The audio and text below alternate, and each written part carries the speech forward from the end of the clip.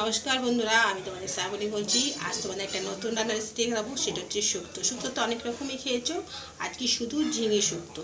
গরমে একদম হালকা ফুলকা রান্না, যে রান্না কোনোদিন রান্নাঘরে নাও গিয়ে থাকে সে ওই রান্নাটা ইজি করতে পারবে। এত সহজভাবে ঝিঙে শুক্তোটা খেতে যেমন অসাধারণ টেস্টি, আর শরীরের পক্ষে খুবই ভালো। এই গরমে এই রান্নার রেসিপিটা একদম উপযুক্ত। তাই প্রথম থেকে শেষ পর্যন্ত তোমরা রান্নাটা দেখতে থাকো, আমি কীভাবে কাটছি এবং ঝিঙেগুলোকে আমি যে কীভাবে গোল গোল করে কাটি সেটা তোমাদের দেখাচ্ছি। দেখো, ঝিঙেগুলো আমি নিয়ে নিচ্ছি একটু বড়ো সাইজেরই। এটাকে আমার ফাটিয়ে দেখেছি যে কচি আছে, এগুলো দেখলাম বড় হলো, এগুলো কচি। তাই আগে আমি ছাড়িয়ে নিই, তারপর কাটাটা দেখাবো কীভাবে আমি কাটছি। দেখো, সবগুলো ছাড়িয়ে নিয়েছি। এবার এগুলোকে আমি এইরকম গোল গোল করে কেটে নেব, একদম গোল গোল করে। এই যে এইভাবে গোল গোল করে আমাকে কাটতে হবে। সব ঝিঙেটাই আমি এইভাবে গোল গোল করে কেটে নিই।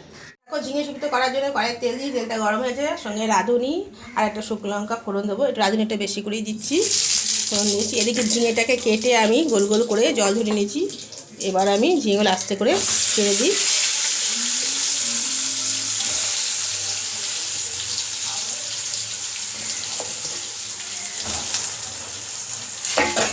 এবার ভালো করে নিয়ে নিই।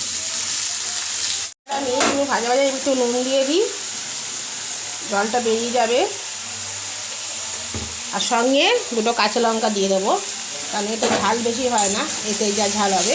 এবার আমি কমিয়ে ঢাকা দিয়ে দিই। এই ঢাকাটা খুলে কত জল বেরিয়ে গেছে। নুন দিয়ে ঢাকা দিয়েছি, এই জলেই আমার মনে হচ্ছে হয়ে সেদ্ধ হয়ে যাবে। তাই অল্প সামান্য হলুদ দেবো আমি একবার, বেশি দেবো না, একটু সামান্য মিষ্টি দেবো। এবার আরেকটুখানি ঢাকা দিয়ে দিই, ঝিঙেটা একটু সিদ্ধ। এই জলেই আমার দেখো রান্না হয়ে যাবে। চাপা দিয়ে দিই 2 মিনিটের মতো।